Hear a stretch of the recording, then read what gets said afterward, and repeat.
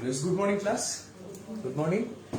Today we are going to start an absolute new chapter for our West Bengal Judicial Service Examination, that is known as the Limitation Act of 1963. आज के हमरा Limitation Act 1963 शुरू करছি। आप लोगों ने पढ़ा है Limitation Act 1963? क्या है इसमें? थोड़ा बताइए, थोड़ा जानकारी ले हम भी। है? पढ़ा गया तो 6 सेमेस्टर में, सीयू में ही तो है सब, आपके सबके सब। तो इसमें तो लिमिटेशन पढ़ा गया आपको 6 सेमेस्टर में। क्या है उसमें? कुछ याद नहीं? Nothing. You? Limitation Act basically deals with the which makes a bar beyond which nobody can perform their what? फलाना। अच्छा, आप लोगों को कुछ याद नहीं है लिमिटेशन बारे में? मतलब क्या पढ़ाया गया, क्या था, क्या नहीं था? पहला बात ये बोली कि 6 सेमेस्टर में जब आप लोग पढ़ रहे थे लिमिटेशन एक्ट, तो कौन सी और एक एक्ट के साथ ये वाला सब्जेक्ट पढ़ाया गया आप लोगों को? Transfer of property. नहीं, transfer of property act not in 6 semester, it's in 5th semester. 5वां सेमेस्टर में, 6वां सेमेस्टर में नहीं होता है। 6वां सेमेस्टर में होता है CPC, civil procedure code. Civil procedure code के साथ ये वाला सब्जेक्ट आपको पढ़ाया गया था कि लिमिटेशन एक्ट ऑफ 1963। उनमें से जब हम लोग यूनिवर्सिटी का एग्जाम दे रहे थे तो 2 क्वेश्चन अटेम्प्ट करने वाले थे।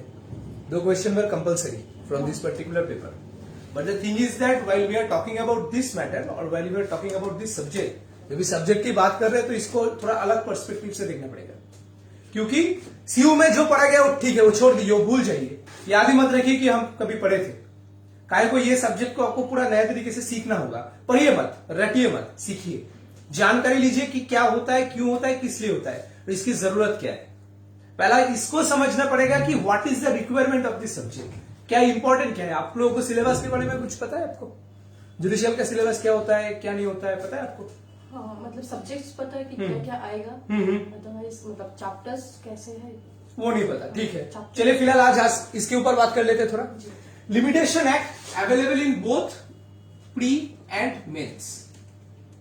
लिमिटेशन एक्ट प्रीलिम्स और मेंस दोनों के दोनों पर्टिकुलर एरिया में कवर्ड है।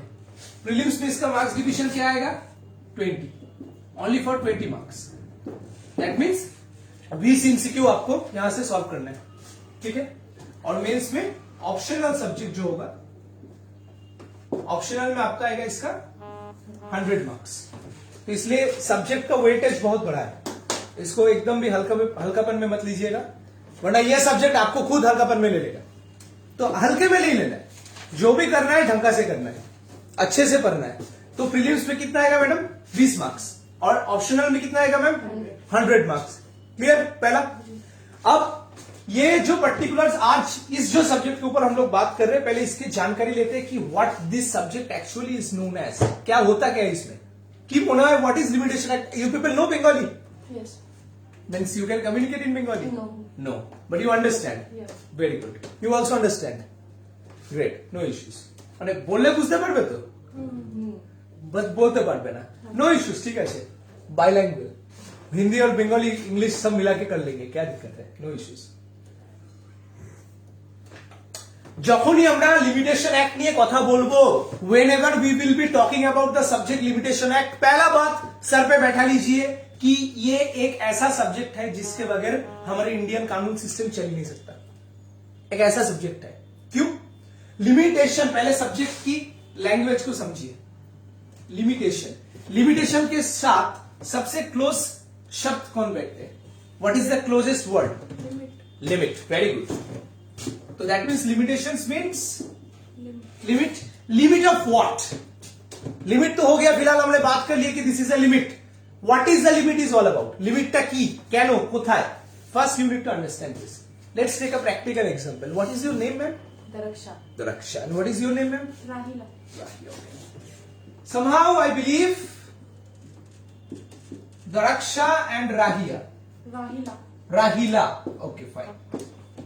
I hope both of you are friends and not enemies. No. Of course not.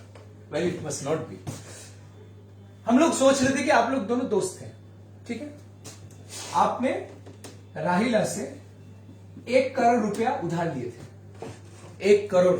अब दोस्त है भाई, देना तो पड़ेगा, मांगा है तो देना तो पड़ेगा। चलिए 1 करोड़ रुपए आपने उधार ले लिए, ठीक है। आज का तारीख कितना है? 20। सोचिए 20 फरवरी 2021 में, 2021 में, ठीक है। अब एक शर्त लगाए थे दराक्षा ने राहिला पे ऊपर, एक शर्त लगाए थे। क्या लगाए थे? कि आपको ये पैसा हमको 3 साल के अंदर अंदर वापस देना है। तो आपके लिए टाइम उन्होंने एकदम पहले ही तैयार कर दिया कि भाई 3 साल का टाइम है, 3 साल के अंदर अंदर आपको पैसा जो है उधर आपको लौटाना है हमारे पास। हो गया। तो आज का तारीख से 3 साल अगर काउंट करेंगे तो कितना होगा?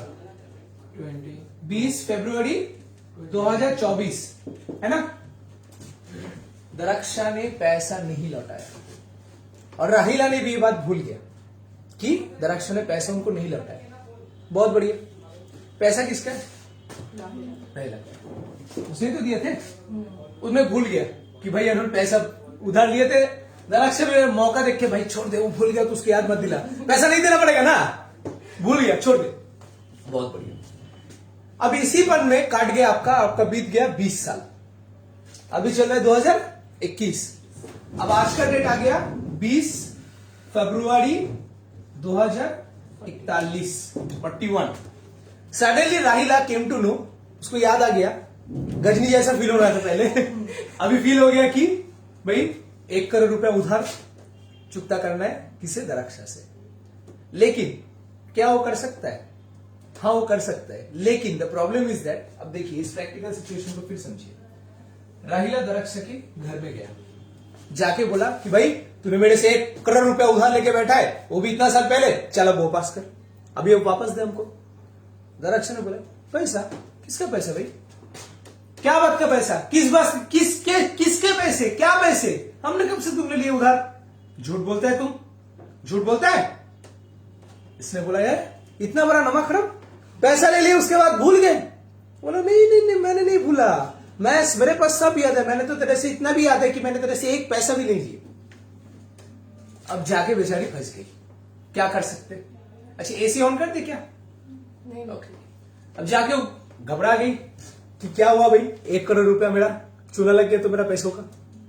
तब जाके राहिला ने क्या किया, कोर्ट के पास चला गया। कोर्ट के पास जाके बोला कि सर इस आदमी ने मेरे से 1 करोड़ रुपया उधार लिए थे, अभी हमको वापस देना है, अभी हमको ये वाला पैसा उनसे वसूल करना है पूरा। कोर्ट ने बोला आपका सारा बात हम मानते हैं, क्या आपके पास कोई प्रूफ है जिस वास्ते हम आपको ये बोल सकते हैं कि आपसे ये बच्चे ने पैसा उधार लिए थे? Is there any proof? Rahila ने बोला हाँ मेरे पास प्रूफ है, मैं लिख के दिया था कि इतना पैसा मैं उधार दे रहा हूं तेरे को और इसी टाइम पीरियड के अंदर अंदर तेरे को वापस भी करना है, ठीक है। ये तो हो गया फिलहाल। नाउ कोर्ट ने बोला कि आपके पास जो लिखित में जो है अब उनको मेरे पास मेरे सामने लाइए। राहिला ने जाके दिया। कोर्ट बोला आप एक बात बोलिए सर या मैम, इतना साल बीत गया आप क्या सो रहे थे? You are sleeping. इतना साल अगर बीत गया तो इस टाइम पे आप क्यों नहीं आए कोर्ट के पास? मैं अभी आपका कुछ नहीं कर सकता, I can not help you in this matter. Why? Because একটা পার্টিকুলার টাইম লিমিট থাকে, there is a specific amount of time. If your rights has been infringed, अगर आपके राइट का वायोलेशन हुआ है, उल्लंघन हुआ है, तो आपको उसी टाइम के अंदर अंदर जाके कोर्ट के पास एक पिटिशन फाइल करना होता है कि भाई मेरा इस राइट का वायोलेशन हुआ है तो now I need to get this back. But आप बोलिए 2021 का बात है, 2041 में आप जाके कोर्ट के पास जा रहे हैं। इस 20 साल में सोचिए कि राहिला ने जब पैसा उधार दिए थे दराक्षा को, कोई ना कोई विटनेस था जो मौजूद था उनके सामने, जिन्होंने देखा था अपनी आंखों से, जिसको हम एविडेंस एक्ट की भाषा में बोलते हैं आई विटनेस। उन्होंने देखा था कि राहिला ने दराक्षा को इतना पैसा उधार दिया। अब हो सकता है कि इस 20 साल के अंदर अंदर वो मर भी गया, ह्यूमन लाइफ की गारंटी तो कोई नहीं ले सकता ना। सोचिए कि मर गया, तब अब कोई प्रूफ करने का जगह ही नहीं बचा ना, क्योंकि जो आदमी विटनेस था ही डेड, ही और she is already dead. Lack of evidence. এবার কি করা যায়? Now what to do at this moment? We can not do anything at this moment. Problem क्या होगा? कोर्ट एक बात बोलेगा 2021 में हुआ, आपने बोला 2024 के अंदर अंदर आपको वापस भी लेना है, 24 भी निकल गया, उसके बाद आप क्या कर रहे थे? जग मर रहे थे क्या? नहीं ना। इतना दिन बाद क्यों आए? तो कोर्ट बोलेगा मैं आपका राइट का कोई रेस्पॉन्सिबिलिटी अब नहीं ले सकता क्योंकि टाइम लिमिट खत्म हो चुका है। अगर आपको इसी वास्ते टाइम लिमिट फिर से वापस लेके आना है तो आप पर्सनली समझ लीजिए, आउट ऑफ कोर्ट समझिए। कोर्ट के पास कोई अपॉर्चुनिटी या कोई भी ऐसा पावर नहीं है जिसके लिए कोर्ट आपको हेल्प कर सकता है। This is called limitation act. बोलो। আমার একটা কথা আছে, ধরে নাও যে এতদিন পর মনে পড়েছে আমি এই সিনারিওটাকে আমি ধরছি না। If the person is being constantly reminding that you have taken 1 crore from me, তো সেই ক্ষেত্রে যদি এই টাইমারটাকে যদি 41 না করে যদি 31 যদি করা হয় তাহলেও কি তার রাইট কি ইনফ্রিঞ্জড হবে? অবশ্যই, ওয়াই নট? টাইম লিমিট তো অলরেডি মেনশন করা আছে। কিন্তু সে রিমাইন্ডার দেওয়ার পর এতবার রিমাইন্ডার দেওয়ার পর তার আর কোনো রাস্তা না পেয়ে সে কোর্টের কাছে গেছে। তো রিমাইন্ডার যখন দেওয়ার অবস্থা ছিল, তুমি রিমাইন্ডার দিয়েছো, তার কোনো সাবস্টেন্টিভ প্রুফ আছে তো? Call records call records what kind of evidence? Call record is what kind of evidence? ITC में आएगा। आईटीसी में कैसे आएगा? आईटीसी में आएगा। आईटी एक्ट में कैसे आएगा? नहीं, कॉल रिकॉर्ड जो होता है वो किस तरीके का एविडेंस होता है? पढ़ा है आप लोग? टेक्नोलॉजी एविडेंस ऐसे होता है। टेक्नोलॉजी ऑफ किस तरीके का एविडेंस होगा? Call records are electronic evidence. Electronic evidences. अगर वही वाला इलेक्ट्रॉनिक एविडेंस नहीं होके अगर किसी पर्ची में लिखा हुआ होता तो उसको क्या बोलते? Written documentary evidence. पढ़े ना आप लोग 7th सेमेस्टर में? कौन सी जगह पे मेंशन है? যেটা ব্যাংক করে। In case of bank, if a person has taken loan from a bank, the bank constantly gives the reminder through the letter.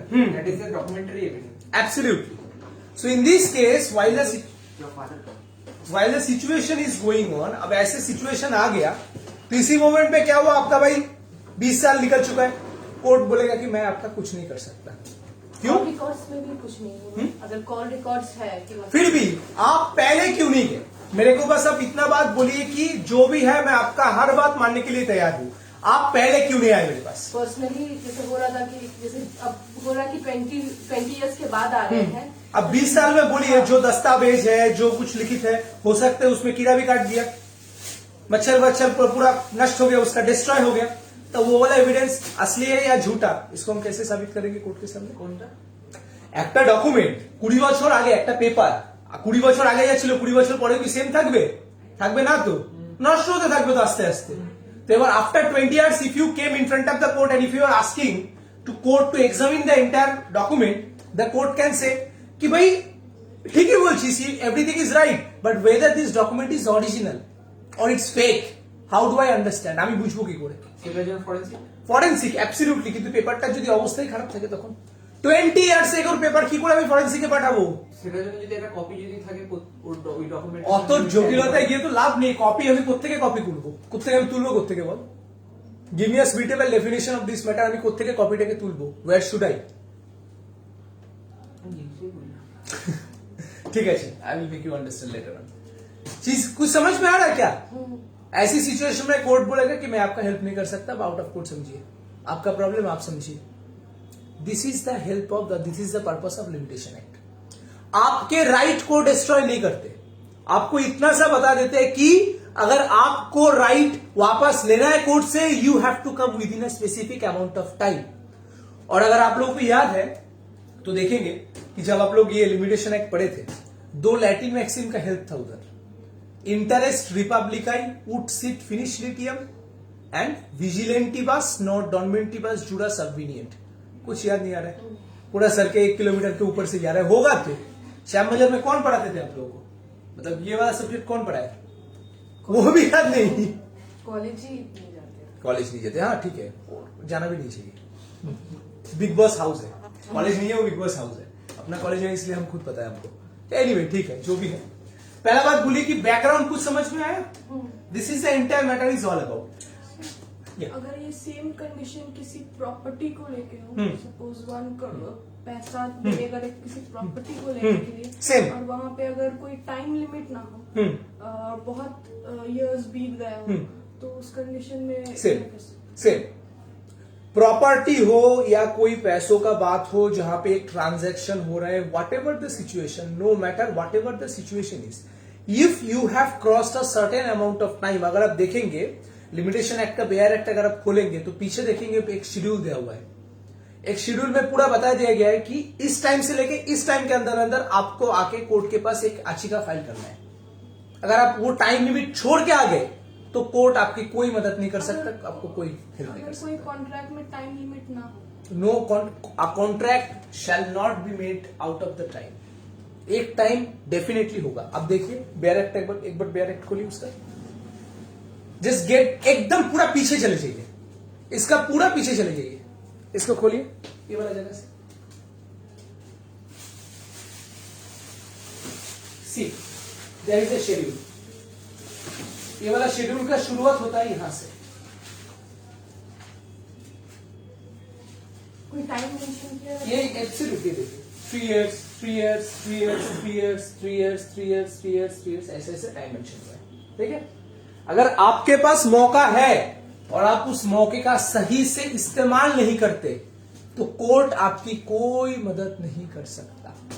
This is all about the limitation act. Limitation act का main principle based है दो Latin maxim, फिलहाल जिसके बारे में मैंने अभी बात किया, इंटरेस्ट रिपब्लिका ut sit finis litium and विजिलेंटिवास नॉन डॉर्मेंटिवास जुरास अग्रीमेंट। ये दो लैटिन मैक्सिम है, इसका जुरिस्प्रूडेंशियल वैल्यू। अब इसमें कितना कितना क्या क्या सेक्शंस है पहले इसको भी समझ लेते हैं। Only there are total altogether 32 sections. यार बहुत आसान है, 32 सेक्शन है, क्या फर्क पड़ता है? गलत। जिसका पल्लू छोटा है उसका पल्लू जलता है बहुत जल्दी, जिसका लंबा होता है उसमें आग लगता है लेकिन आग ऊपर आते आते टाइम ले लेता है बहुत, और जिसका पल्लू छोटा होता है ना, अगर उसमें आग लग गया शरीर जल्दी जलेगा। यह है ऐसा सब्जेक्ट, यह सब्जेक्ट है ही ऐसा। 32 सेक्शन आपको देख के लग रहा है बहुत आसान है यार, पढ़ लेंगे, थोड़ा समझ लेंगे, सॉल्व वॉल्व कर लेंगे, हो जाएगा, एग्जाम दे देंगे, सर लेंगे, टेस्ट कर लेंगे, क्या लगता है? नहीं, इतना आसान नहीं है। क्यों? एक एक सेक्शन को अगर एनालिसिस पे बैठेंगे ना आप लोग मेरे साथ, तब आपको पता चलेगा कि 32 सेक्शन कितने भयंकर होते हैं, कितना भयानक हो सकते हैं, राक्षस जैसा फील आएगा। 32 सेक्शन तो है लेकिन ये अकेले ही 100 लोगों की वाट लगा सकते हैं, अकेले। और इसके बगैर, इसके बिना जुडिशियल सिस्टम कुछ नहीं होता है, कुछ नहीं है इसमें। इसके छोड़ के अगर आप जुडिशियल सिस्टम की बात करेंगे तो इसमें कुछ नहीं मिलेगा आपको।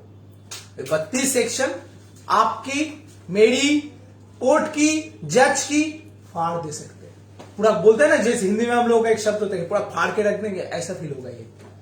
इसलिए सब्जेक्ट को थोड़ा ध्यान से पढ़िएगा, केयरफुली पढ़िएगा। और सबसे बढ़िया बात, आप लोग जो भी है फिलहाल जीसीबी सेमेस्टर में 9th में है सब ना, आपके सबके सब पूरा। तो इस बार तो फिलहाल आपका एग्जाम ऑनलाइन में होगा, खैर जो भी है, जो भी कुछ हो या ना हो, इस सब्जेक्ट को बहुत अच्छे से पढ़िए। You need to read this subject as much as possible, जितना हो सकता है।